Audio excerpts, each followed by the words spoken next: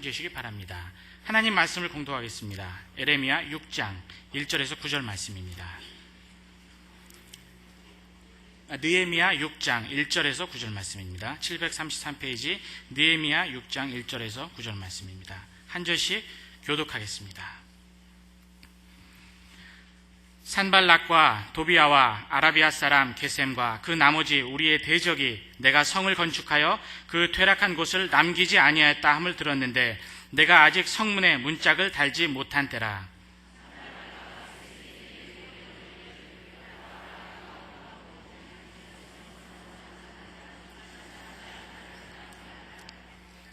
내가 곧 저희에게 사자들을 보내어 이르기를 내가 이제 큰 역사를 하니 내려가지 못하겠노라. 어찌하여 역사를 떠나 정지하게 하고 너희에게로 내려가겠느냐 하매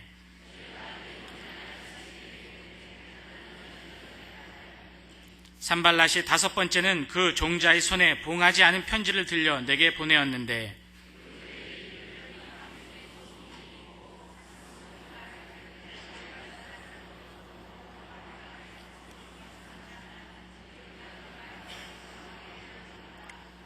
또 내가 선지자를 세워 예루살렘에서 너를 들어 선전하기를 유다의 왕이 있다 하게 하였으니 이 말이 왕에게 들릴지니라. 그런즉 너는 이제 오라 함께 의논하자 하였기로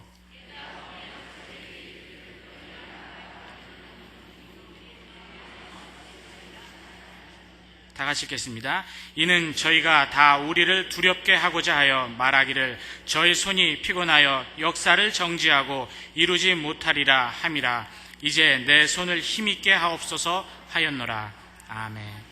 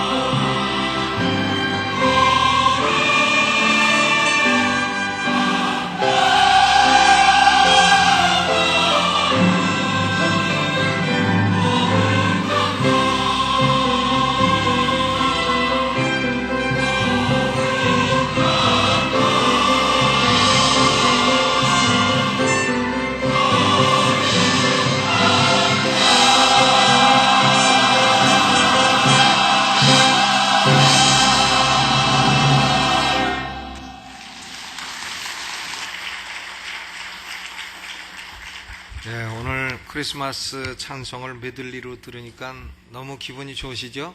예. 한번 옆에 계신 분하고 인사 나누시죠. 주님의 탄생을 축하합니다. 예. 우리 임 회장님 손자가 지금 군복무 중인데 군악대에 근무하는데 휴가 나와갖고 이렇게 오케스트라에 섰습니다. 잠깐 일어나 봐요. 지금 계급 뭐죠 지금? 다음 달 일병? 다음 달에 일병 된다. 아유, 감사해요. 휴가 중에도 이렇게 오케스트라를 위해 수고해 주셔서 고맙습니다. 크리스마스 예배를 올해는 한 번으로 드리지 않고 두 번으로 나누었습니다. 혼잡하지 않도록 하기 위해서. 그래서 10시하고 11시 40분 두 번 진행되니까 여러분 맞는 시간에 오셔서 예배를 드리시기를 바랍니다. 그리고 우리 지난주에 상을 당하신 가정, 우리 최중권 집사님과 김성미 집사님 잠깐 일어나시고 지난주에 등록을 하셨어요. 잠깐 일어나시면 우리가 박수로 위로의 뜻을 표하겠습니다. 네. 감사합니다. 자리에 앉아주세요. 침례교회 안수 집사님이신데 포스코에 근무하시고 저하고 대흥 침례교회에서 대학 때부터 이렇게 잘 아는 안수 집사님이십니다. 네, 지난주에 등록을 하셔서 우리와 함께 지내게 되었습니다. 환영하고 감사를 드립니다. 오늘은 느헤미야 6장 말씀을 중심으로 해서 사단의 공격에 대항하라 하는 제목으로 말씀을 드리겠습니다. 하나님의 일을 하는 것은 쉬운 일이 아닙니다. 저는 벌써 목사로 안수받은 지 24년 됐습니다. 24년 동안 주의 일을 해오고 있는데 결코 쉽지 않습니다. 경주로 치면 장애물 경주와 비슷합니다. 마귀가 하나님의 일꾼들의 가는 길에 장애물을 계속 놓는 겁니다. 그러니까 편안히 가는 게 아니라 장애물 하나를 띄워놓고 또 하나 띄워놓고 이렇게 가는 장애물 경주입니다. 느헤미야에 가는 길에도 마귀가 여러 가지 장애물을 놓았습니다. 느헤미야 5장에서는 귀인과 민장들이 고리대금업을 해가지고 그만 백성들 사이에 내분이 생겨서 이걸 해결하지 않으면 참 성벽 건축이고 뭐고 참 어려운 상황에 처해지게 됐습니다. 느헤미야는 이 문제를 무시하지도 않고 피하지도 않고 잘 넘어갔습니다. 귀인과 민장들이 회개를 했고 느헤미야의 말대로 그동안에 고리대금 했던 것을 다 돌려주고 이렇게 해서 문제가 잘 해결됐습니다. 그러면 사단의 공격이 느헤미야 5장에서 끝났느냐? 끝이 나질 않습니다. 마귀는 포기할 줄 모르는 존재예요. 쉽게 포기하지를 않습니다. 느헤미야 6장에서 1절을 보면 이제 성벽 건축은 다 완성이 됐고 성문에 문짝을 못 달았다 그랬습니다. 문짝.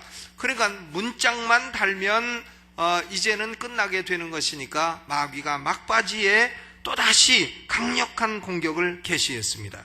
느헤미야는 하나님의 종으로서 하나님의 일을 하는 사람이었습니다. 여러분, 우리도 마찬가지입니다. 우리도 하나님의 종으로 하나님의 일을 하는 사람입니다. 여러분, 우리가 하나님의 종으로 놀지 마시고 하나님의 일을 하시는 사람이 되시기를 주의 이름으로 축원합니다.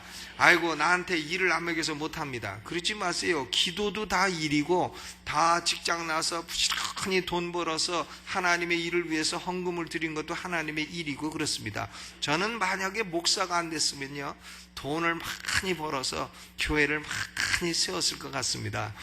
열심히 나가서 돈을 벌고 그랬을 것 같아요.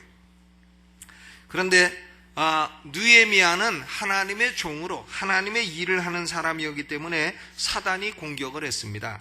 느헤미야가 사단의 공격을 받았듯이 우리 각자들도 다 사단의 공격 대상인 것입니다. 왜냐하면 우리는 하나님의 편에 서서 하나님의 일을 하는 사람들이기 때문에 그렇습니다. 사단과는 반대편에 서 있기 때문에 그렇습니다.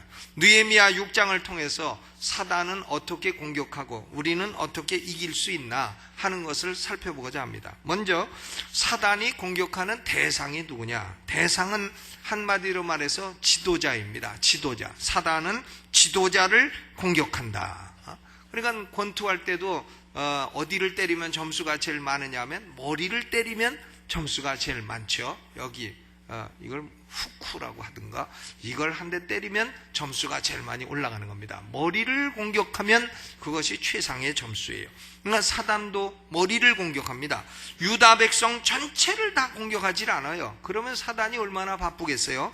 그런데 사단은 느헤미야 한 사람을 공격 대상으로 삼아서 느헤미야의 용기를 꺾으려 한 것입니다. 느헤미야의 마음을 혼돈시키려 한 거예요. 평안을 깨뜨리고 느헤미야의 명성을 더럽히려 한 것입니다. 느헤미야 하나만 넘어뜨리면 성벽 제거는 다 물 건너가고 문짝 따는 일도 이루어질 수 없기 때문에 그런 것입니다. 여러분, 역사 속에 있는 전쟁 이야기를 한번 읽어보세요. 뭐 나폴레옹 전쟁을 읽어보시던 뭐 남북전쟁을 읽어보시던 6.25 전쟁을 읽어보시던 아니면 구약에 나타난 왕들 간의 전쟁을 읽어보시던 거기 공통적으로 동일한 전략이 있습니다. 그건 뭔가 하면 상대방 군대의 왕을 공격하라, 그거죠. 왕을 공격하라, 또 적장을 공격하라, 또 장교를 공격하라. 이것이 군대의 전략입니다. 왕을 공격해서 죽이면 신하들은 흩어지게 돼 있어요. 장교를 공격해서 죽이면 사병들은 흩어지게 돼 있습니다. 그러니까 적장의 지도자를 공격하는 것입니다. 여러분, 장기를 좋아하십니까? 요새는 사람들이 장기 안 둬요. 저는 어려서 인천시 화평동 350번지에서 장기 많이 뒀습니다. 동네 앞에 사는 할아버지하고 장기 많이 뒀어요. 근데 장기판에 보면 마도 있고 사도 있고 차도 있고 다 졸도 있고 다 그렇습니다. 때로는 바둑알도 있고 소주뚜껑도 있고 그래요. 왜냐하면 이 쫄 같은 거 모자라면 그 바둑알로 대신하고 소주뚜껑으로 대신하고. 그런데요, 소주뚜껑 아무리 따봐야 아무 소용없어요. 말을 아무리 따도 아무 소용없습니다. 상을 잡아도 이기는 게 아니에요. 근데 이기는 건 어떻게 하면 이기냐? 궁을 잡으면 이기는 겁니다. 그러니까 궁을 보호하기 위해서 사 2개가 있어가지고 다 보호를 해주는 것이죠. 저는 할아버지하고 해서 다른 건 안 잡아먹고 궁만 잡아먹었어요. 그래서 할아버지한테 돈도 따고 이렇게 했습니다. 여러분, 오늘날 사단도 동일한 전략을 쓰는 것입니다. 지도자를 공격하는 거예요. 목사들이나 또 장로님들이나 권사님들이나 우리가 다 지도자들이에요. 하다못해 가정에서 지도자입니다. 가정에서도 우리가 지도자고, 또 직장에 나가도 내가 속한 조그만 그룹의 지도자가 되는 거고, 구역에서도 지도자가 되는 거고, 또 교회에서 지도자가 되는 거고, 또 하다못해 동네 뭐 반장이라도 되는 거고, 이렇게 되는 것이죠. 우리가 지도자입니다. 어떤 의미에서는 다 지도자예요. 그러므로 사단의 공격 대상이 되는 것입니다. 21세기는 지도자를 공격하고 조롱하는 풍조가 만연합니다. 자녀들은 부모를 조롱하고, 학생들은 스승을 공격하고, 근로자들은 사용자를 매도하고, 국민은 통치자를 비난하는 풍조가 만연한 것입니다. 이런 풍조는 하나님의 뜻에 어긋난 세태인 것입니다. 그러므로 우리는 지도자를 위해서 기도하고, 또 지도자를 서포트하고 해서 지도자가 든든히 서갈 때에 가정에서도 남편이 든든히 서고, 교회에서도 담임 목사가 든든히 서고, 목회자들이 든든히 서고, 구역에서도 구역장이 든든히 서고, 그래야 교회도 살고 가정도 살고 구역도 사는 것입니다. 그러므로 지도자된 우리는 언제나 사단이 우리를 공격한다 하는 것을 깨닫고 방어 태세를 잘 갖추어 경계하는 삶을 사시기를 주님의 이름으로 축원합니다. 두 번째로, 그러면 사단이 공격하는 목적은 뭐냐? 목적, 왜 공격하냐? 사단의 공격하는 목적은 한마디로 말해서 하나님의 일을 중지시키려고 하는 것입니다. 느헤미야를 왜 공격했냐? 느헤미야가 하나님의 일을 하기 때문에 공격한 것입니다. 사단이 느헤미야에게 관심이 많아서 공격한 게 아니에요. 느헤미야가 하나님의 일을 하니까 사단이 그를 공격한 것입니다. 공격해서 어떻게 하고자 하는 거냐? 그 일을 중지시키려고 하는 것입니다. 이미 성벽은 다 완성을 했고 문짝만 달면 되는데, 여러분, 문짝까지 완전히 다 달리게 되면 예루살렘 성 안은 안전하게 되는 겁니다. 원수가 쳐들어와도 문은 굳건하게 닫혀 있고 성벽은 든든히 서 있고 하니까 예루살렘 주민들은 별 걱정 없이 살게 되는 거예요.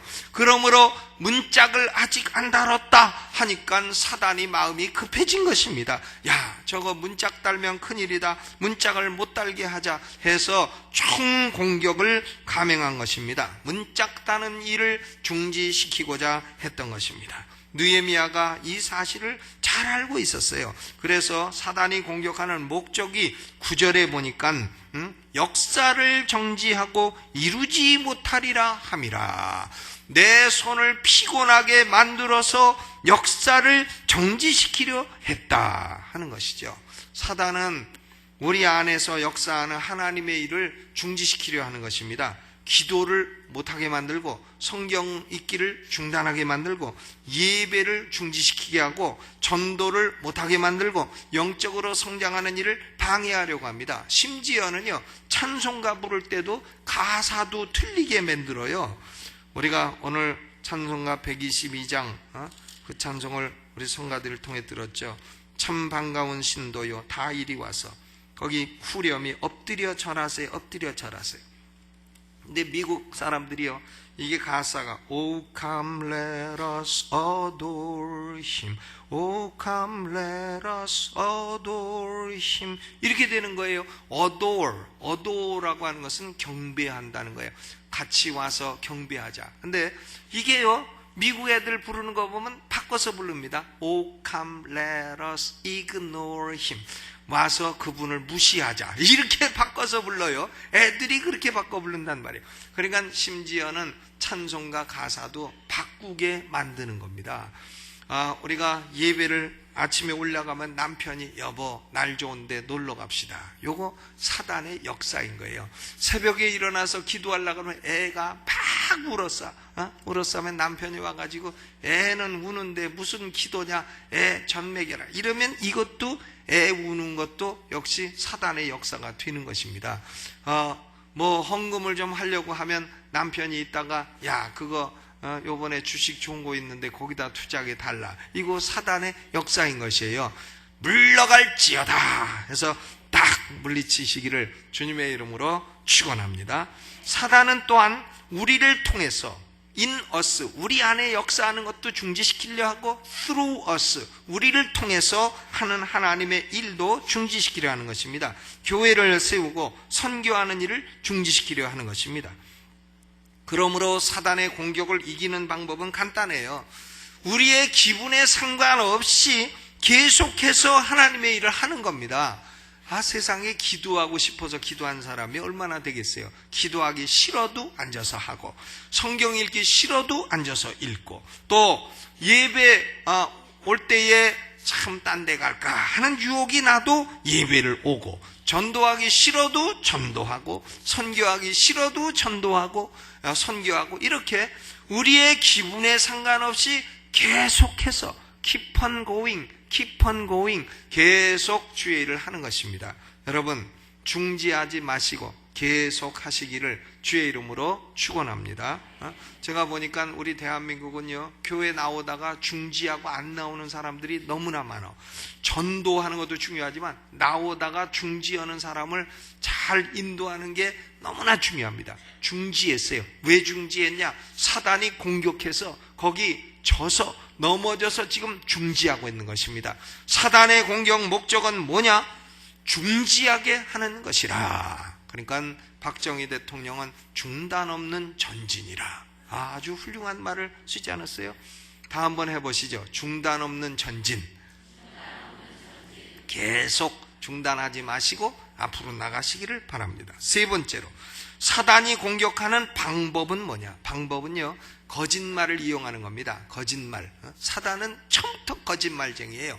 그냥 거짓말을 하는데 그럴듯하게 하는 겁니다. 사단은 뱀의 혀를 가졌어요. 뱀의 혀는 두 가지예요. 하나는 갈라졌다는 겁니다. 여기서 이 소리, 저기서 저 소리. 또 뱀의 혀는 미끄러워요. 미끄러워. 뱀의 혀는 미끄럽습니다. 그래서 사람들의 말을 가만히 들어보면 저것이 한다는 건지 만다는 건지 먹겠다는 건지 말겠다는 건지 알 수 없이 미끄러운 말을 쓰는 사람들이 있어요. 그 사람은 뱀의 혀를 가진 사단의 언어를 가진 사람인 것입니다. 우리 그리스도인들은 그렇게 미끄럽게 말하지 말고 깨끗하고 정직하고 담백하게 말하시기를 주님의 이름으로 축원합니다.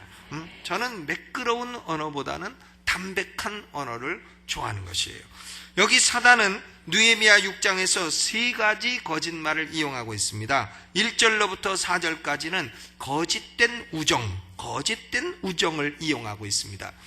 족보도 알 수 없는 산발라시와 암몬 사람 도비야와 아라비아 사람 게세미가 느헤미야를 만나고자 합니다. 4번이나 만나자고 하는 거예요. 그런데 어디서 만나자고 했냐면 오노평지. 여러분 오노를 아시죠? 우리나라 스케이트 대회 할 때 그 일본계 미국 사람이 오노 이래가지고 우리가 금메달을 뺏긴 그걸 아시죠? 그 평지, 그게 오노 평지.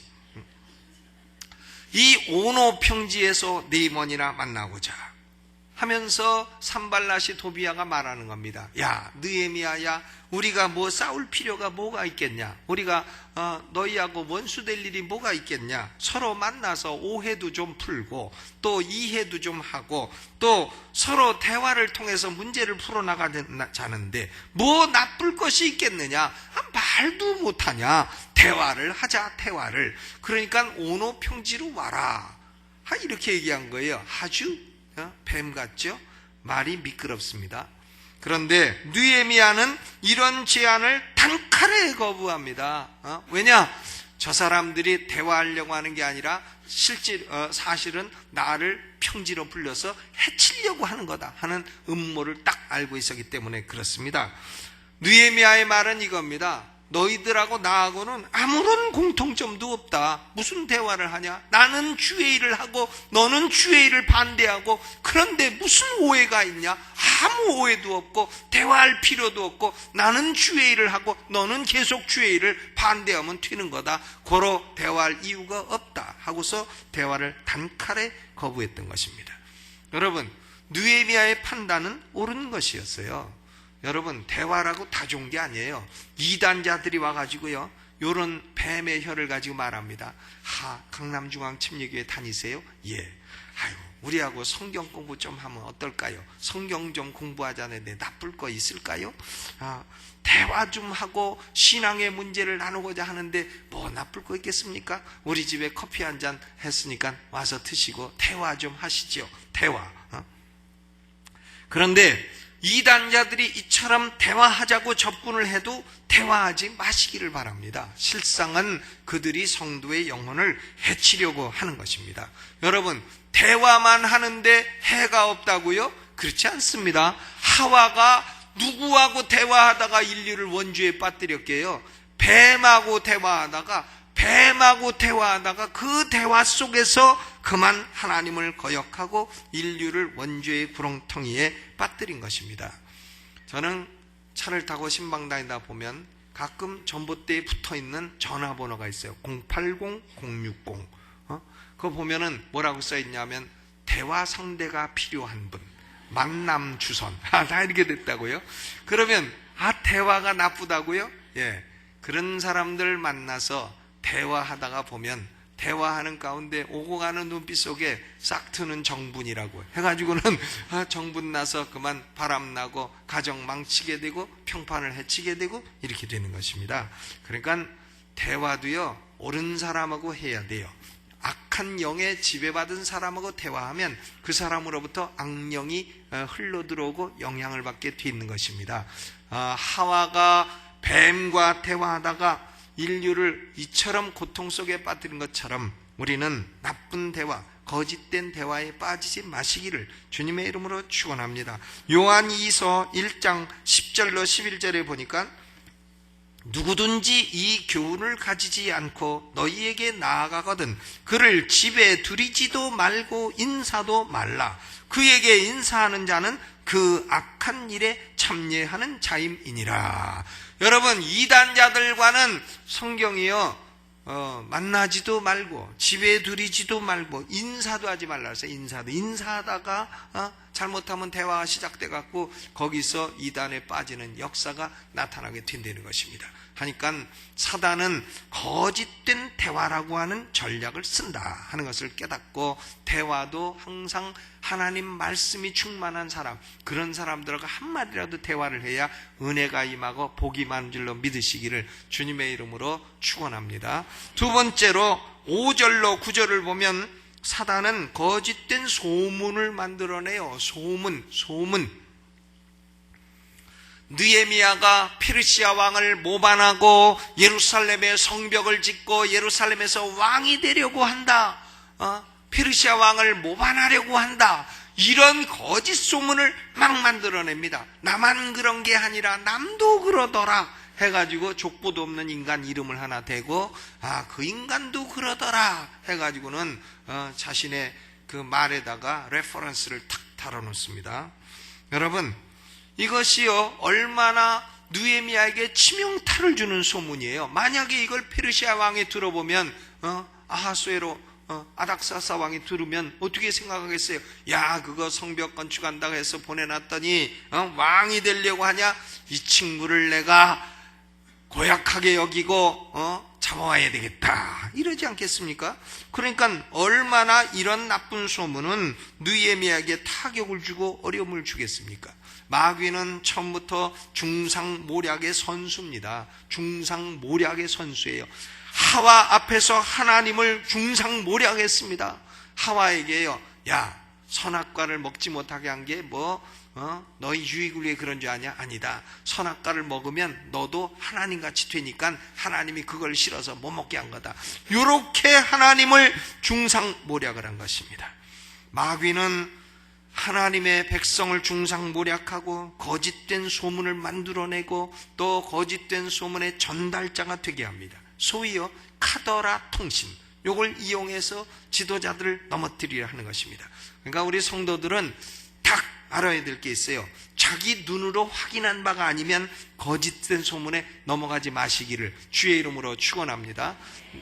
담임 목사님이 이러더라, 그 들으시면 확인을 하세요. 확인을 하시면 대부분 아니란 걸 알 수 있어요. 그러니까 거짓된 소문 만들지도 마시고 거짓된 소문의 전달자도 되지 마시기를 바랍니다. 느헤미야는요 거짓된 소문에 대해서 단호하게 대처합니다. 8절을 읽어보세요. 8절 시작. 내가 보내어 저에게 이르기를 너의 말한 바 이런 일은 없는 일이요 내 마음에서 지어낸 것이라 하고서 단호하게 거짓된 소문을 물리칩니다. 거짓은 진실을 이길 수 없습니다. 진리를 이길 수 없어요. 거짓말 가지고 이길 수는 없는 겁니다. 거짓말은 언젠가는 들통나게 돼 있는 것입니다. 여러분, 저는 최근에 이제 감기 기운이 있고 기관지가 좀 상해서 뜸을 떠요. 쑥뜸을 하는데 그건 뭐 어디 한약방에서 뜨는 게 아니라 내가 그냥 쑥불 붙여갖고 이렇게 대고 뜨는 거예요. 기계 하나 사갖고 하는 건데, 이 쑥뜸을 뜨니까 이게 쑥 냄새가 난단 말이에요. 그러면 쑥 냄새가 무슨 냄새가 비슷하면 담배 냄새하고 비슷하다 이거예요. 그러니까 저가 지나갈 때 담배 냄새 같은 게 나도요, 아이고 목사님 담배 피는가 봐 이러지 마시기를 바랍니다. 그러면 나 지나갈 때 또 코가 이렇게 발달한 사람 있잖아요. 탁 맞고서 아이고 목사님한테 담배 냄새 나네. 딴 사람한테 가서 목사님 요새 담배 피는 게 비요? 그러면 또 그 사람 걸 딱 믿고 아이고 목사님 요새 양담배 핀대. 그 다음에 또 이제 청가가 돼요. 그러면 나는 아주 담배 피는 사람이 된대. 나 담배 28년 전에 끊었어요. 아직 안 펴요. 그러니까 그런 눈으로 확인하지 않은 나쁜 소문을 만들어내고 전달하고 그러지 마시라 이거예요. 그것은 사단의 전략이다 하는 것입니다. 세 번째로 가장 고약하고 가장 사악한 게 뭐냐? 10절로 14절에 보니까 거짓된 예언을 이용한 것입니다. 거짓된 예언. 거기 스마야라고 하는 거짓 선지자가요, 산발랄에서 뇌물을 받았어요. 뇌물을 받고 거짓 예언을 하는 겁니다. 저도 목사들 사회에서도 가만 보니까요, 이렇게 거짓말 자꾸 하는 사람들은 보면 뇌물을 받은 사람이에요. 정상적인 일이 아니고 이 나쁜 왜곡되게 일을 하는 사람들 보면 뒤에서 뇌물을 받았으니까 뇌물 받은 값을 하느라고 그 짓을 하는 겁니다. 지금 스마야가 산발락에게 뇌물을 받고서는 집에 딱 앉아가지고 두문불출하는 거예요. 그러니까 느헤미야가 물어봐요. 야, 스마야 어디 갔냐? 왜 성벽 하는데 하나도 안 보여? 그러니까 예, 집에서 기도하고 있습니다. 왜 기도해? 모르겠습니다. 그래서 드디어 느헤미야가 스마야의 집에 신방을 하는 겁니다. 신방을 하니까 스마야가 예언을 하는 거예요. 느헤미야여, 내 말을 들으라. 이것은 하나님의 말씀이로다. 산발락과 도비야가 너를 죽이러 올 것이다.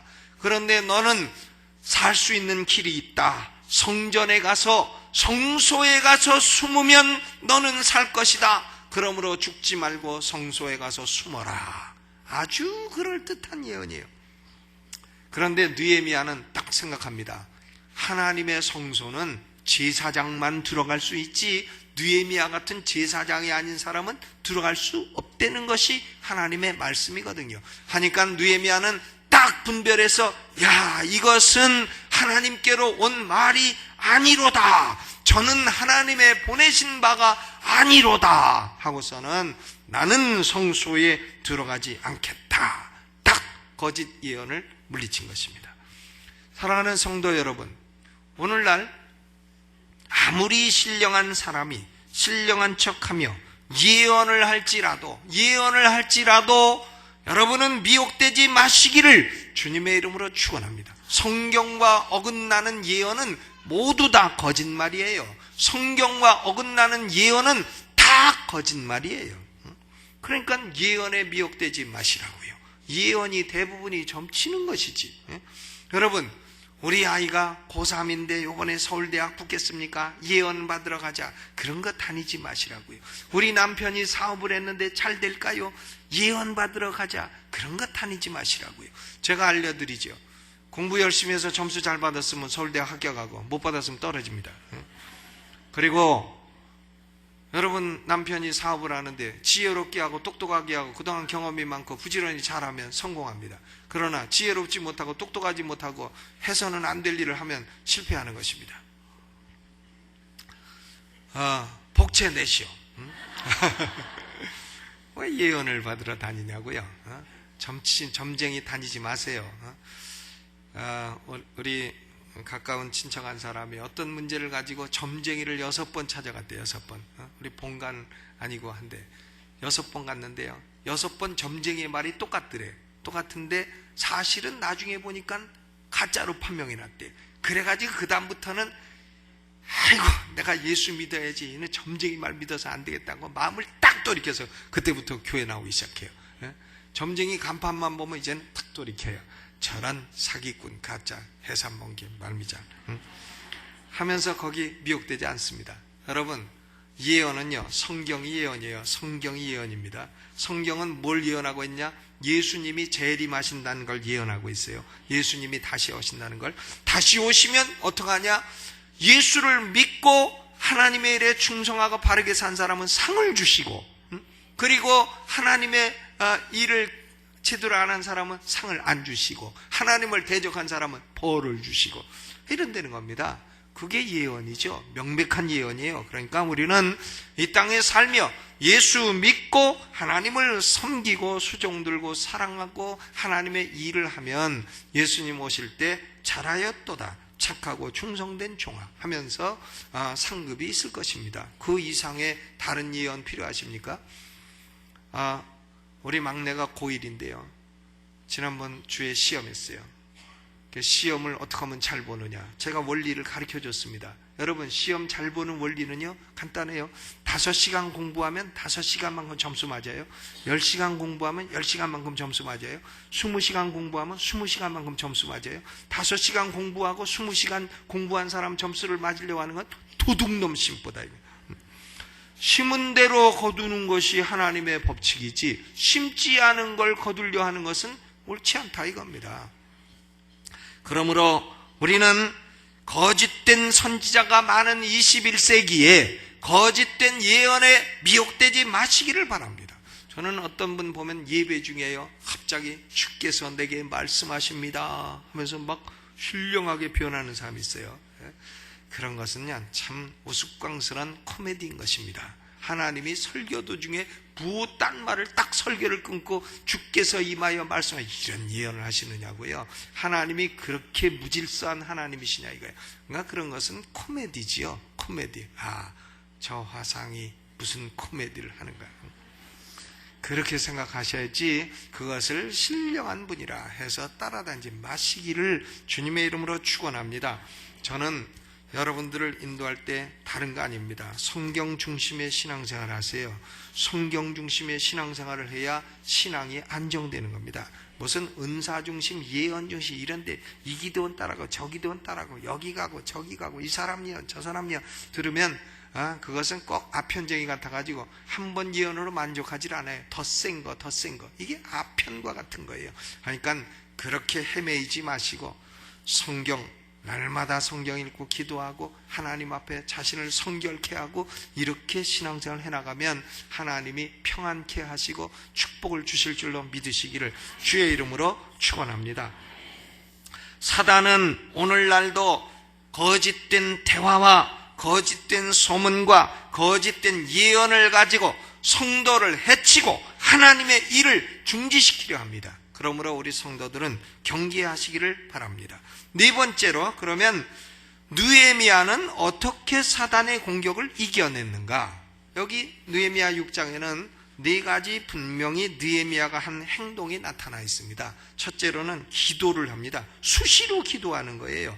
9절 후반에 보니까 이제 내 손을 힘입게 하옵소서. 또 14절 후반에 보니까 무릇 나를 두렵게 하고자 한 자의 소위를 기억하옵소서. 그러니까 느헤미야는요 수시로 기도를 해요. 일마다 때마다 매일의 삶 가운데 수시로 기도를 하는 거예요. 그러니까 우리 성도들도 자동차를 탈 때에도 하나님 안전하게 지켜주세요. 비행기를 탈 때에도 하나님 평안하게 지켜주세요. 시험을 치를 때에도 하나님 지혜를 주세요. 아는 건 다 맞고 모르는 것도 찍을 때 맞게 하여 주세요.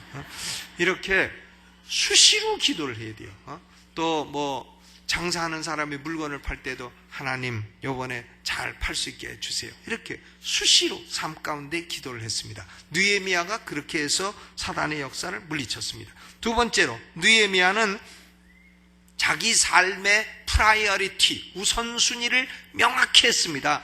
산발랏 도비야 게세미가 오노평에서 만나자 하는데도 느헤미야는 안 간다. 나는 3절에 보니까 내가 지금 큰 역사 성벽 건축하는 역사를 하고 있는데 한가하게 너희나 만나고 있을 시간이 없다. 나의 우선순위는 성벽을 건축하는 것이다 해서 삶의 우선순위를 명확하게 딱 정해놓고 쓸데없는 일은 안 했다 이겁니다. 여러분 우리의 시간은 짧아요. 짧기 때문에 최선의 일을 하기도 짧은 겁니다. 그런데 최선은 제껴두고 좋은 일, 선한 일만 해서는 안 된다는 거예요. 영국 속담에 보니까 The good is the enemy of the best. 선한 일은 최선의 일의 원수다. 이런 말이 있습니다. 그러니까 우리가 하는 일이 다 좋은 일일 수 있죠. 그러나 최선의 일을 안 하고 좋은 일만 하면 안 된다는 거예요. 우리 성도들은 삶에 타협할 수 없는 최고의 우선순위가 있는 겁니다. 그건 뭔가 하면 하루를 시작할 때 꼭 성경 읽고 기도하고 시작하는 거예요. 하나님과 교제하며 하루를 시작하시기를 주님의 이름으로 축원합니다. 제 처가 우리 막내 승준이 공부하는데 앞에다 탁 써놨어요. 승준아 매일 아침 하나님과 만나거라. 그리하면 내 인생에 빛이 있을 것이다. 그렇게 딱 써놔가지고 뭐 잘 쓴 글씨는 아닌데 탁 써갖고 그냥 붙여놨어요. 그러면 공부하면서 늘 그걸 보잖아요. 매일 아침 하나님과 만나거라. 그리하면 인생에 빛이 있을 것이다. 그러니까 그걸 보고 공부하고 그걸 보고 공부하고 이렇게 되니까 하나님이 참 축복하시고 마음에도 빛을 주시고 이러는 것입니다. 그러니까 우리는 매일 아침에 일어날 때 딴 거보다도 기도하고 말씀을 보고 하나님과 교제하는 시간을 갖고 출발하면 그 하루는 다릅니다. 그냥 지내는 하루하고 다른 것이에요. 이것이 우리 성도의 우선순위의 최고의 더 베스트로 들어가야 할 줄로 믿습니다. 세 번째로 느헤미야는 이 분별력이 있었어요. discernment, 분별을 합니다. 누가 말을 하면 저것은 사단의 말이로다. 누가 말을 하면 저것은 거짓말이로다. 누가 말을 하면 저것은 나를 해치려 하는 것이로다. 딱 분별을 했습니다.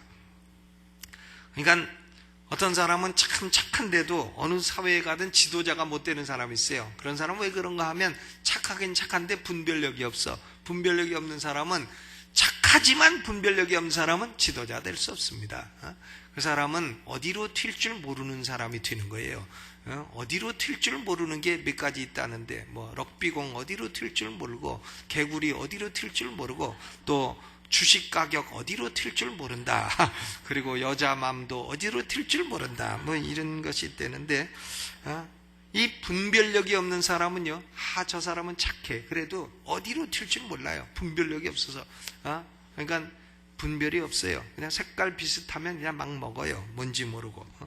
그러니까 느헤미야는 분별력이 있었고, 네 번째로 느헤미야는 담대한 용기가 있었습니다. 너 성소에 안 들이면 산발라 도비아가 죽인다. 그래도 나는 도망 안 가고 성소도 안 들어가겠다. 용기죠.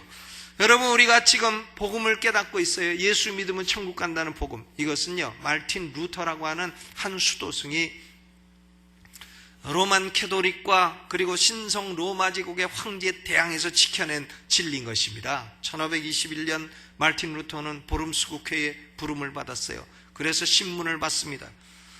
로만 캐토릭은 그 당시에 사람이 착한 일을 해야 천국 간다 가르쳤습니다. 불교와 똑같은 가르침을 가르쳤어요. 그런데 루터는 아니라는 걸 알았습니다. 예수 믿는 자는 천국 간다는 걸 알았어요. 그래서 믿음으로 말미암아 사람은 의롭게 된다는 이신득의의 교리를 선포했습니다. 하니까 교황과 신성로마 황제가 내 이 교리를 취소하지 않겠느냐 할 때에 루터는 Here I stand, Lord help me. 내가 여기 서 있으니 주여 나를 도우소서. 나는 성경과 내 신앙 양심에 확신하는 이 진리를 버리지 않겠습니다. 이래가지고 루터가 이 진리를 지켜낸 거예요. 그러니까 신성로마 황제가 보름수 칙령, 루터는 21일 내로 아무라도 죽여도 상관없다, 살인죄가 안 된다는 칙령을 발표하고 그랬던 것입니다. 여러분, 루터가 용기를 가지고 종교개혁을 이뤄내서 우리는 진리를 믿을 수 있게 된 것입니다. 우리 성도들은 비겁한 사람 되지 마시고 용기 있는 사람 되시기를 주님의 이름으로 축원합니다. 기도로, 또 우선순위로, 현명한 분별력으로, 그리고 용기로 이겨냈습니다. 느헤미야는 다 이겨냈어요. 결국 성벽도 재건하고 성문 문짝도 다 달았습니다. 그럼에도 불구하고 사단의 공격은 그치지를 아니했습니다. 18절 19절을 같이 읽어보시죠. 18절 19절 시작. 도비아는 아라의 아들 스가냐의 사위가 되었고, 도비아의 아들 여호하난도 베기라의 아들 무슬람의 딸을 취하였으므로 유다에서 저와 동맹한 자가 많음이라. 저희들이 도비아의 선행을 내 앞에 말하고 또 나의 말도 저에게 전하매 도비아가 항상 내게 편지하여 나를 두렵게 하고자 하였느니라. 여러분, 이 도비아하고요 결혼해가지고 혼인관계를 맺은 유다 백성의 지도자가 있다는 거예요. 이들이 제사장이었습니다. 그리고는 도비아는 착한 사람이라 좋은 사람이라 느헤미야가 몰라서 그래. 그게 페르시아에 살다가 와가지고 무슨 우리 지도자라고 그래. 도비아가 착한 사람이요, 도비아가 좋은 사람이야. 몰라서 그래. 그리고는 느헤미야가 말한 것은 도비아한테 가서 다 일러줘. 간첩 노릇을 하고. 그래서 느헤미야가 딱 도비아가 편지 써가지고 느헤미야를 협박하고 공갈치고 그렇습니다. 여러분, 유다 백성 중에요, 이 도비아하고 이 한편을 맺어 동맹한 이런 참 화상들이 있었다는 것이, 이것이 현실 아니겠어요? 저는 대한민국에 참으로 지금 현재 살면서 이상한 게 있습니다. 어째 김정일이 하고 협정을 맺어 김정일이를 훌륭한 지도자를 하느냐고요. 김정일이가 훌륭한 지도자입니까?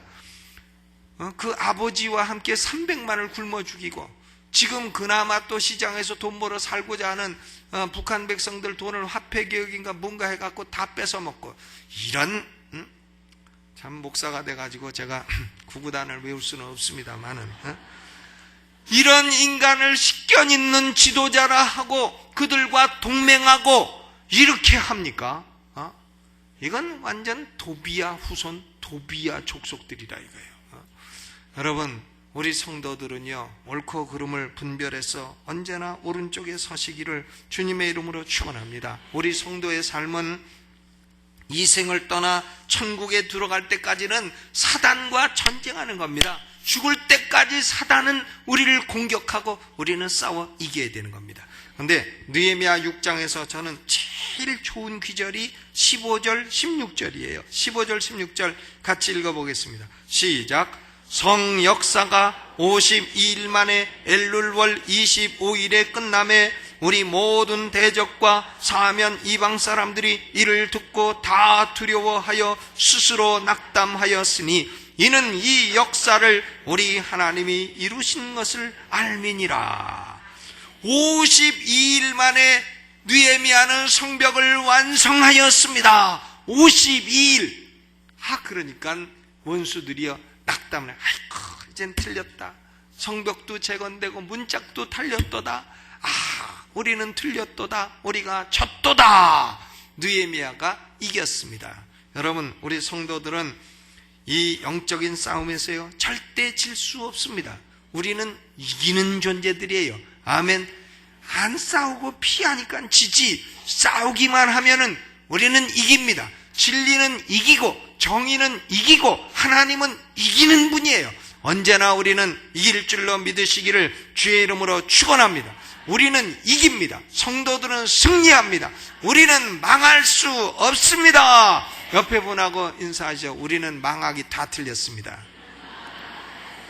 우리는 지옥 갈 수 없습니다.